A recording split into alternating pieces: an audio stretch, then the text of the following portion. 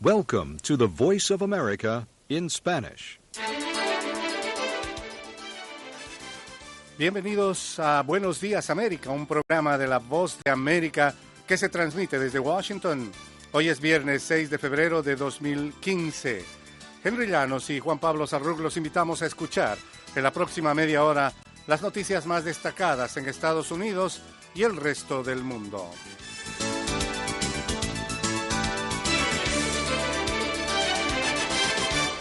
A continuación, los titulares. Acuerdan corredor humanitario en el este de Ucrania. El rey jordano promete dura respuesta contra Estado Islámico. Y el presidente Obama rechaza terrorismo justificado en religión. El presidente Obama felicitó a los Patriots por ganar el Super Bowl 49.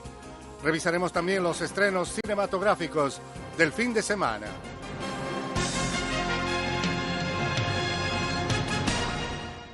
El gobierno ucraniano y los separatistas prorrusos acordaron crear un corredor humanitario por el que se pueda evacuar a los civiles que tratan de huir de los combates en el este de Ucrania, cerca de la frontera rusa. Líderes rebeldes dijeron que el acuerdo permitirá la evacuación de civiles de la localidad de Debaltsev, un cruce ferroviario clave entre las regiones de Donetsk y Luhansk, que han sido el foco de la más reciente ofensiva rebelde. El acuerdo parece ser parte de la ofensiva diplomática que lleva a cabo líderes de Alemania y Francia por evitar que el conflicto se expanda si Washington decide proporcionar ayuda militar letal al gobierno ucraniano. La canciller alemana Angela Merkel y el presidente francés François Hollande presentarán hoy viernes en Moscú su nueva propuesta de paz al presidente Vladimir Putin, un día después de haber conseguido el respaldo a la iniciativa de parte del presidente ucraniano Petro Poroshenko. La reunión en Kiev fue a puerta cerrada y no se han filtrado los detalles, pero el presidente Poroshenko dijo que el plan aumenta las esperanzas de que se pueda alcanzar un cese el fuego. El jueves, el secretario de Estado de Estados Unidos, John Kerry, culpó a los separatistas prorrusos y al Kremlin de la escalada de violencia en Ucrania. Kerry dijo que el presidente Putin puede tomar las decisiones que terminen esta guerra. Rusia sigue negando que apoye a la insurgencia, pero las armas que utilizan los rebeldes claramente son rusas y se cree que soldados rusos también participan en estos combates. Alemania y otras naciones europeas se oponen fieramente al envío de armas al ejército ucraniano por el miedo a la intensificación del conflicto y a una mayor polaridad entre Occidente y Rusia.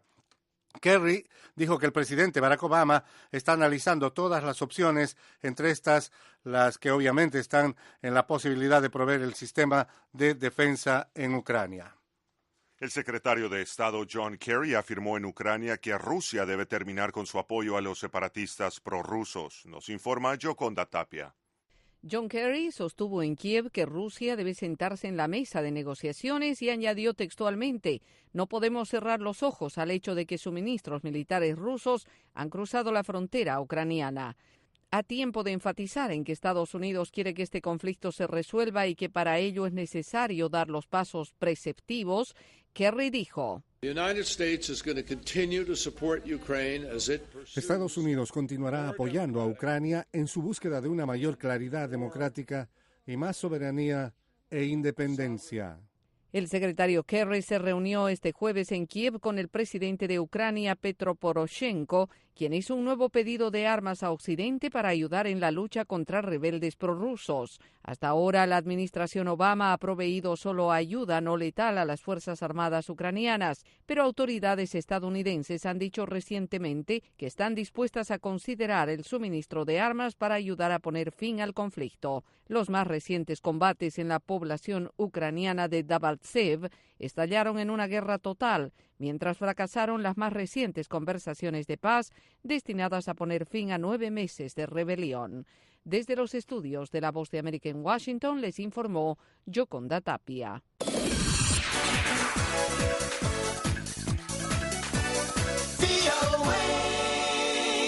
Gracias por estar con nosotros. Escuchan Buenos Días América desde La Voz de América en Washington.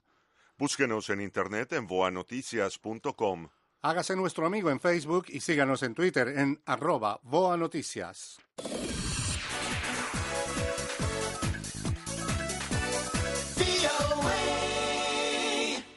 presidente Barack Obama rechazó durante el tradicional desayuno nacional de la oración la violencia que se justifica en razones religiosas. El mandatario aseveró que ningún Dios aprueba el terrorismo. Hemos visto violencia y terror perpetrados por aquellos que profesan defender la fe, su fe. Dicen defender el Islam, pero de hecho lo que hacen es traicionarlo. Vemos a ISIL, un brutal culto a la muerte que en nombre de la religión lleva a cabo actos atroces de barbarie, aterrorizando a minorías religiosas como los yazidís, violando mujeres como arma de guerra y reivindicando el manto de la autoridad religiosa para tales acciones. El Desayuno Nacional de la Oración, una reunión anual de políticos, líderes religiosos y dignatarios en Washington, en esta oportunidad congregó a unas 3.600 personas. Otras informaciones en una misiva dirigida al presidente Barack Obama, el senador republicano Marco Rubio expresó su descontento por el escaso progreso en la implementación de sanciones contra funcionarios venezolanos. A pocos días para que se cumpla un aniversario de las represiones violentas a las manifestaciones pacíficas que dejaron como resultado más de 40 personas fallecidas, centenares de heridos y personas privadas de su libertad, Rubio resaltó las deterioradas condiciones económicas y de seguridad que atraviesa Venezuela. Bajo ese contexto, el senador urgió al presidente a implementar en su totalidad las sanciones impuestas a funcionarios venezolanos y que se aprobaron bajo la ley el pasado 18 de diciembre, Defensa de los Derechos Humanos y la Sociedad Civil en Venezuela 2014. Estas sanciones incluyen la congelación de activos y restricciones de visa a ciudadanos venezolanos involucrados en violaciones a los derechos humanos. En la carta, Rubio expresa estar preocupado por la falta de acción y el escaso progreso a la implementación de las sanciones en su totalidad. El 27 de enero, el régimen de Maduro aprobó una orden del ministro de Defensa, Vladimiro Padrino, autorizando a las Fuerzas Armadas a usar fuerza letal, que incluye armas de fuego y armas químicas, para controlar las demostraciones públicas. La necesidad de una acción decisiva por el gobierno de Estados Unidos no podría estar más clara, escribió el senador. Agrega que si bien apoya la decisión del Departamento de Estado para negar visas a un número indeterminado de violadores de derechos humanos, le urge a que implemente completamente las provisiones establecidas en la ley, finaliza Rubio. Y la Comisión de Relaciones Exteriores de la Cámara de Representantes de Estados Unidos había estado escuchando ayer jueves testimonios de exprisioneros políticos cubanos en una sesión dedicada a los derechos humanos en Cuba. Entre los testigos estuvo José Luis García Pérez. Mi nombre es Jorge Luis García Pérez Antúnez, un exprisionero político cubano quien tuvo que permanecer 17 años de ininterrumpida prisión política por el solo hecho de exigir en una plaza pública de mi natal Placetas la implementación de aperturas como las que aquella época tenían lugar en la Europa comunista. Mantuve dentro de la cárcel mi posición como preso político y por mi constante labor de denuncias de las violaciones de los derechos humanos, como por ejemplo, la mañana del 14 de octubre de 1992, altos oficiales de la policía política, a pesar de yo estar esposado a las espaldas, me asusaron perros por no aceptar el plan de adoctrinamiento carcelario de la dictadura. Fui confinado en las más inhóspitas y rigurosas prisiones. Durante la audiencia, el representante Mario Díaz-Balart criticó al presidente Barack Obama por no haber mencionado el tema de derechos humanos en Cuba durante su reciente discurso sobre el Estado de la Unión. Y de voces de las propias víctimas escuchó el Congreso estadounidense los argumentos que consideran que el restablecimiento de relaciones entre Estados Unidos y Cuba no generarán cambios políticos en la isla. Con graves denuncias de lo que padecieron y de lo que aún padecen los disidentes, un grupo de sus representantes testificó ante los legisladores. El informe con Alberto Pimienta. En el Congreso, disidentes cubanos denunciaron que el restablecimiento de relaciones diplomáticas entre Washington y La Habana no traerá verdaderos cambios a la isla. El grupo de disidentes cubanos sentados en esta mesa testificando ante el Congreso tienen serias reservas sobre la nueva política hacia Cuba. Entre ellos está Jorge Luis García Pérez, conocido como Antúnez, quien pasó 17 años tras las rejas. Antúnez dice que se siente defraudado de Estados Unidos. Nos vemos como traicionados. Porque vemos que nuestro principal aliado, el aliado histórico del pueblo de Cuba en su lucha con la libertad, parece alinearse a el régimen castrista. Antunes dice que la situación para los prisioneros políticos en Cuba es imposible de narrar. El opositor cubano asegura que en las cárceles se practican torturas, se aplican palizas, se cometen asesinatos y hasta suicidios clínicamente inducidos. A estos disidentes les preocupa principalmente el tema de los derechos humanos. Berta Soler, de las Damas de Blanco, dice que el presidente Raúl Castro no tiene intenciones de cambiar. Pienso de que el gobierno cubano lo único que quiere es el modelo chino en Cuba, un sistema económico capitalista, un sistema político comunista, y eso no es lo que nosotros queremos. Soler le dijo a La Voz de América que tras el anuncio de restablecimiento de lazos diplomáticos, todo sigue igual. Como prueba, Soler expresó que el 1 de febrero 13 damas de blanco fueron arrestadas. El gobierno cubano sigue arremetiendo contra las personas que promueven y defienden la Declaración Universal de los Derechos Humanos.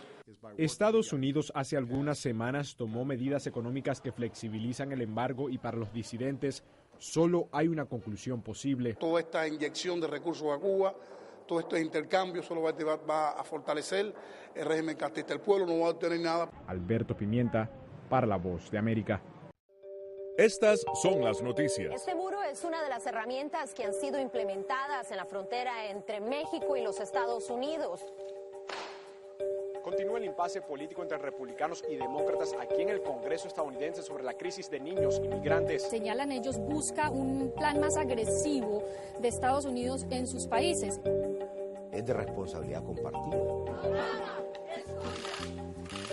No hay una luz al final de ese túnel, no van a poder quedarse, van a seguir en proceso de deportación. Disminuyen las detenciones de menores en la frontera sur de Estados Unidos. Diariamente miles de personas arriesgan su vida para llegar a los Estados Unidos, entre ellos menores de edad. A punto de ser arrestados aquí enfrente de la Casa Blanca. Una solución de fondo a este problema va a tardar años, si no décadas.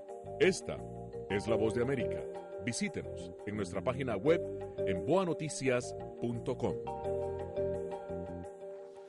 Están escuchando Buenos Días América, un programa de La Voz de América. El Papa Francisco se dirigirá a una sesión conjunta del Congreso de Estados Unidos en el mes de septiembre, según informó el presidente de la Cámara de Representantes, John Boehner. On September 24th, His Holiness Pope Francis El 24 de septiembre, Su Santidad, el Papa Francisco, nos visitará aquí en el Capitolio de Estados Unidos. Ese día, el pontífice será el primer Papa en nuestra historia que se dirigirá a una sesión conjunta del Congreso. Nos honra que el Santo Padre acepte nuestra invitación y ciertamente estamos ansiosos de recibir su mensaje en nombre del pueblo estadounidense. Además de Washington, el Papa visitará Nueva York, donde se dirigirá a la Asamblea General de Naciones Unidas, y Filadelfia, donde asistirá a la Jornada Mundial de la Familia. La invitación fue enviada en marzo pasado, firmada por John Boehner y Nancy Pelosi. Se espera además que el Papa ofrezca en Washington una misa por la canonización del misionero español Junípero Serra, fundador de varias misiones en California. Asimismo, el Papa Francisco pidió en una carta a los obispos y responsables religiosos católicos en todo el mundo que no encubran casos de pederastía. Casi de manera simultánea se conocía que el Santo Padre se dirigiría al Congreso estadounidense en pleno.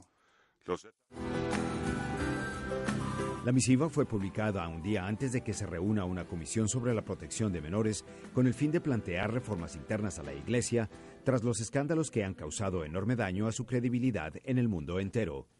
Por otro lado, aquí en Washington, el presidente de la Cámara de Representantes hizo un anuncio este jueves que dejó complacidos a muchos en el seno del legislativo y que marcará también un hito en la historia de Estados Unidos. El 24 de septiembre, Su Santidad, el Papa Francisco, nos visitará aquí en el Capitolio.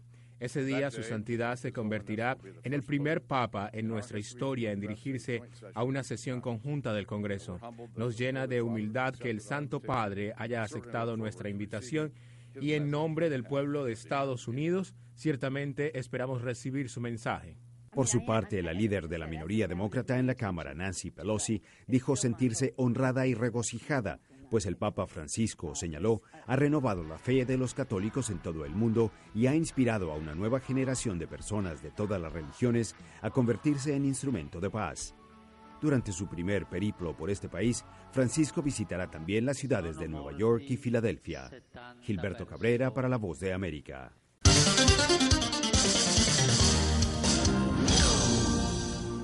El rey jordano Abdullah II prometió incrementar el papel de Jordania en la lucha contra el grupo Estado Islámico luego del brutal asesinato del piloto jordano Muaz Kassabeh. La sangre del mártir Muaz no habrá sido derramada en vano. La respuesta de Jordania y su ejército será dura, advirtió el monarca tras regresar de su visita a Estados Unidos. El Estado Islámico no solo lucha contra nosotros, sino también contra el Islam y sus nobles valores, afirmó el rey durante una reunión con sus comandantes militares. Lucharemos contra esa camarilla de criminales y golpearemos sus bastiones, agregó. El asesinato del piloto provocó la condena mundial y obligó la respuesta de las autoridades jordanas que ejecutaron a 2 prisioneros iraquíes, incluyendo la fallida terrorista suicida Sajida al-Rishawi. Un portavoz del gobierno jordano dijo que el ejército tratará de trabajar de manera más cercana con los socios de la coalición para derrotar al Estado Islámico. Creemos que con la cooperación entre los miembros de la coalición y con el bienestar de la comunidad regional e internacional, creemos también que con la fortaleza de nuestra sociedad, nuestras Fuerzas Armadas, si este mal puede y debe ser derrotado, afirmó Mohamed al-Momami. Y en el frente de la lucha contra el terrorismo, Estados Unidos, como parte de la coalición global contra el autodenominado Estado Islámico, acompaña la misión de ataques aéreos que comenzó a lanzar Jordania, incluso sobre territorio sirio, como retaliación por la ejecución del piloto de sus Fuerzas Armadas a manos del grupo extremista. Tenemos el informe con Cristina Caicedo Smith. Aviones de combate jordanos llevaron a cabo bombardeos este jueves como parte de la ofensiva contra el autodenominado Estado Islámico, un día después de que el rey de Jordania prometiera una implacable lucha en contra de los extremistas. Al respecto, la Casa Blanca manifestó que Estados Unidos tiene una relación de seguridad con Jordania y planea extender esta colaboración para la lucha en contra del grupo insurgente. Mientras el rey estuvo aquí el martes, se firmó un memorando de entendimiento entre Estados Unidos y Jordania que extendería nuestra situación en seguridad hasta 2017 y garantizaría el envío de asistencia en seguridad en el orden de cerca de $400 mil millones al año. En Washington, el presidente Barack Obama, durante el desayuno nacional de la oración, condenó a quienes buscan aprovecharse de la religión para sus propios propósitos homicidas. Hemos visto actos de violencia y terror cometidos por aquellos que profesan defender su fe, profesan defender el Islam, pero en realidad están traicionándolo. Vemos al autodenominado Estado Islámico como un brutal y mortal culto que, en nombre de la religión, lleva a cabo actos atroces. Entre tanto, este jueves el rey Abdalá saludó al padre del piloto jordano durante una visita a su ciudad natal. El Observatorio Sirio de Derechos Humanos dijo que hay reportes de cerca de 20 explosiones de ataques aéreos cerca de Hasaka y Raqqa en Siria. Cristina Caicedo Smith, para La Voz de América. La Organización Mundial de la Salud, OMS, informó que los progresos contra la epidemia del ébola en África continúan, pero advirtió que el brote está lejos de terminar y todavía constituye una grave amenaza. David Navarro, el enviado especial del secretario general de la ONU, instó a la comunidad internacional y local a no caer en la complacencia. Aunque los casos de ébola están disminuyendo, gran cantidad de trabajo queda por hacer para llegar a 0 casos y 0 transmisiones, agregó. El ejemplo más claro es que la semana pasada se informaron 124 nuevos casos confirmados de ébola, 25 más que los que la semana anterior. Bruce Hayward, director general adjunto de la polio y emergencias de la OMS, advirtió que la ventana de oportunidad para conseguir el control de la epidemia se está reduciendo y que continuar los esfuerzos contra el virus será extremadamente difícil cuando la temporada lluviosa comience en un par de meses en África Occidental. Los expertos están instando a Liberia, Sierra Leona y Guinea a no bajar la guardia y no volver a comportamientos que pueden propagar el virus. Como la enfermedad se transmite a través de fluidos corporales, las personas deben abstenerse de tocarse mutuamente. Los entierros inseguros son una de varias prácticas que todavía están propagando la epidemia y, de hecho, es extremadamente peligroso reanudar rituales funerarios africanos tradicionales.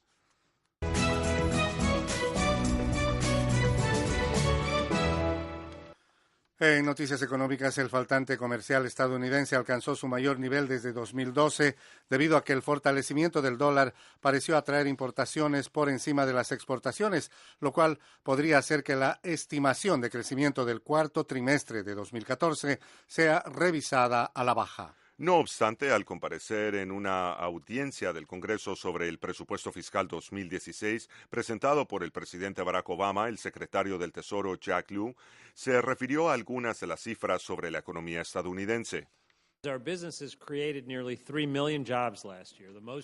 Nuestros negocios crearon casi 3 millones de empleos el año pasado, es decir, la mayor cantidad en cualquier año desde fines de la década de los 90. Esto culminó aproximadamente 5 años de crecimiento en materia de empleo, el periodo más largo de creación de trabajos en la historia de nuestra nación y la creación de 11 millones de nuevos empleos. Aparte de eso, la tasa de desempleo bajó a su menor nivel en 6 años y medio, y nuestra economía continuó expandiéndose a un ritmo saludable en el segundo, tercer y cuarto trimestre de 2014. Y el pronóstico de crecimiento para 2015 es por encima de previas tendencias.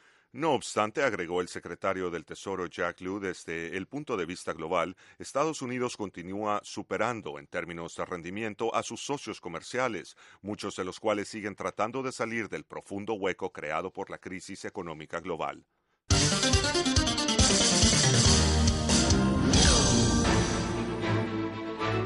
Debate y opinión, los temas de interés político y económico para la región en Foro Interamericano. 60 minutos de entrevistas y análisis con expertos y los más altos funcionarios de Estados Unidos y América Latina. Foro Interamericano en vivo todos los viernes a las 8:30 de la mañana, conducido por Patricia Dalmací desde los estudios de La Voz de América en Washington.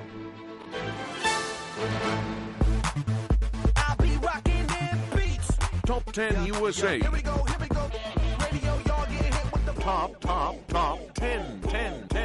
10. USA. Lo nuevo en música y las noticias relacionadas con artistas, cantantes y grupos. Top 10 USA. Por La Voz de América y el Sistema Bosa. Noticias de Latinoamérica en Buenos Días América.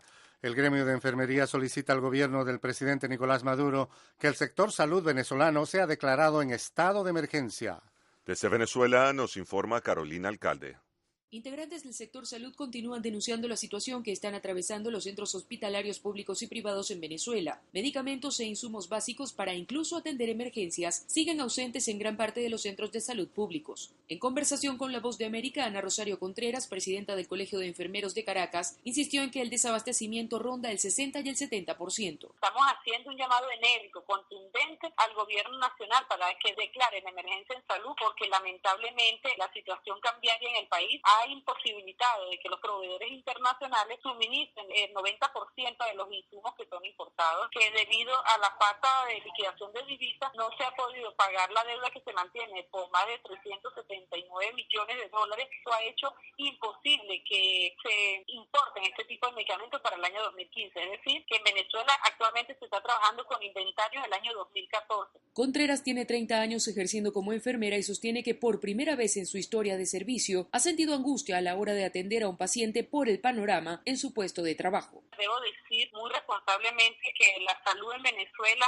está acorde a las altas tecnologías. No obstante, tengo que confesar que esta ha sido la peor crisis que me ha correspondido vivir como sector salud. El gremio de enfermería asegura que pese a las circunstancias se mantendrán en sus puestos de trabajo. No consideran que paralizar los hospitales sea un mecanismo de protesta responsable. Para La Voz de América, Carolina Alcalde, Caracas.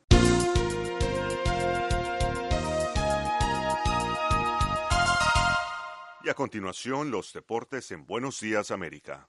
El presidente de Estados Unidos, Barack Obama, expresó sus felicitaciones al entrenador en jefe de los New England Patriots, Bill Belichick, por haber alcanzado una notable victoria para su equipo y todos los seguidores de los Patriots en el Super Bowl 49 de la NFL. Obama llamó al entrenador Bill Belichick y la Casa Blanca dijo que Obama resaltó las contribuciones de varios jugadores para el emocionante final del juego, en particular el desempeño del mariscal de campo Tom Brady y el novato Malcolm Butler. El presidente Obama también cursó una atenta excelente invitación al equipo para visitar la Casa Blanca y poder celebrar la victoria. Típicamente el presidente recibe en la Casa Blanca a los equipos campeones con una ceremonia. Una remontada en el cuarto periodo del partido ayudó a los Patriots a conseguir la victoria del campeonato frente a los Seattle Seahawks por 28-24. Y las cadenas televisivas HBO y Showtime alcanzaron un acuerdo de transmisión de la pelea entre Floyd Mayweather Jr. y Manny Pacquiao. Así informó el promotor Bob Arum, dejando solo 2 asuntos sin resolver antes de pactar el 2 de mayo como fecha del esperado combate y señalando que las cadenas rivales han acordado los términos sobre los comentaristas de la función y otros detalles para el combate en pago por evento y que las negociaciones han reducido las diferencias restantes entre los representantes de ambos pugilistas. Arum declinó detallar los otros 2 obstáculos, señalando que no quería sabotear las negociaciones justo cuando llegan a su momento crítico.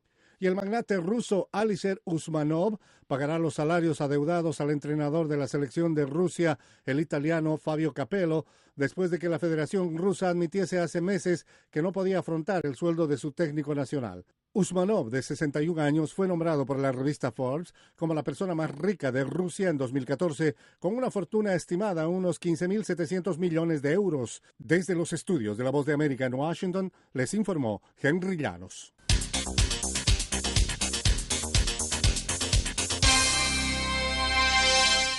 Las noticias del mundo del espectáculo en Buenos Días, América. There was a hunter in the legion, a legend. No matter who or what he is, he's after a bounty. Este fin de semana se estrena en Estados Unidos Júpiter Ascending, o El Destino de Júpiter, con Mila Kunis y Channing Tatum.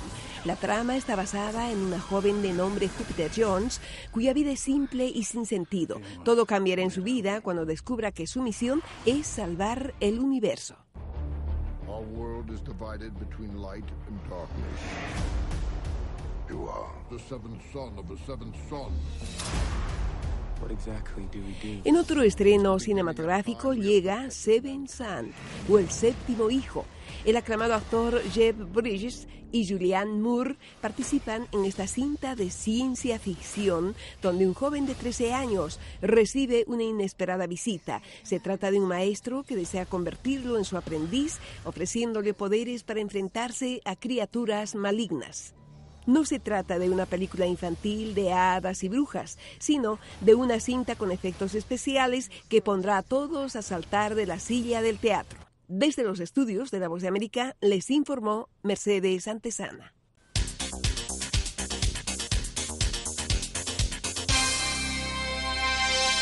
Resumen final de noticias en Buenos Días, América.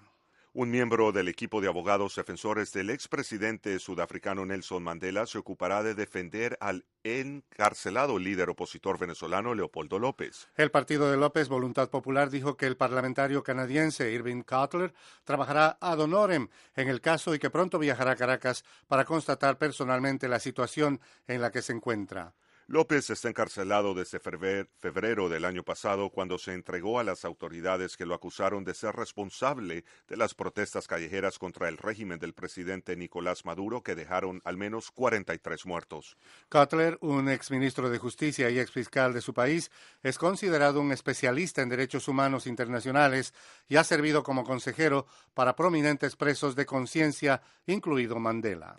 El presidente Barack Obama, congresistas y funcionarios estadounidenses y la Organización de Naciones Unidas han pedido en vano su liberación.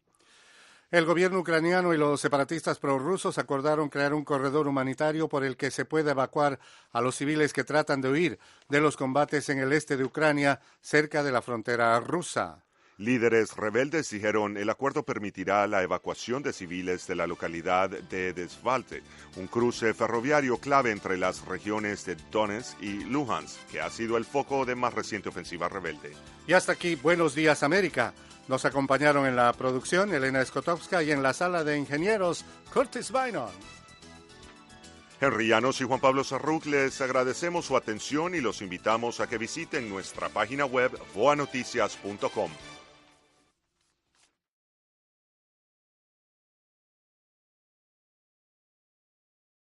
This program has come to you from the Voice of America, Washington.